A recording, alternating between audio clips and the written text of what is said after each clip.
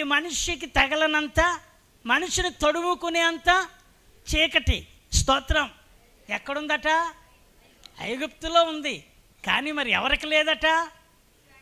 వాక్యం అద్భుతం కదండి. అయినను ఆ మాట మీరు అండర్లైన్ చేయండి. ఎంత మంచి మాట. దేవునికి స్తోత్రం.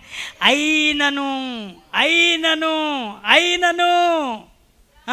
ఇశ్రాయేలు అందరి వారి నివాసములలో వెలుగుండెను.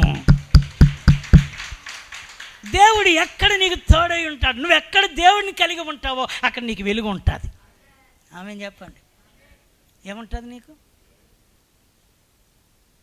ఇవన్నీ వస్తాయి, ఇబ్బందులు వస్తాయి, నష్టాలు వస్తాయి, కష్టాలు వస్తాయి, బలహీనతలు వస్తాయి, భయాలు ఇవన్నీ వస్తాయి. కానీ నీవు స్థిరత్వంలో ఆయన నీకు వెలుగుగా ఉంటాడు. స్తోత్రం చెప్పండి.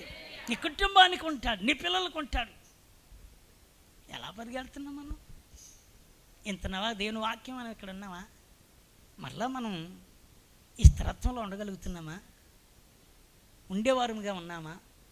ఎవరు పడగొడుతున్నారు? ఎలా పడిపోతున్నావు? నీ ఆరాధించే దేవుడు నేను ఏర్పరచుకున్నాడు ఉన్నత స్థలంలో పెట్టడానికి. స్తోత్రం. ఏ స్థలంలో? ఉన్నత స్థలములో పెట్టడానికి. ఆయన ఉండే స్థలము నీకు భద్రత, ఆయన ఉంచే స్థలము నీకు దీవెన, ఆయన ఉంచే స్థలము శ్రమ కూడా నీకు ఒక దినాన్ని సంతోషంగా మారిపోతుంది.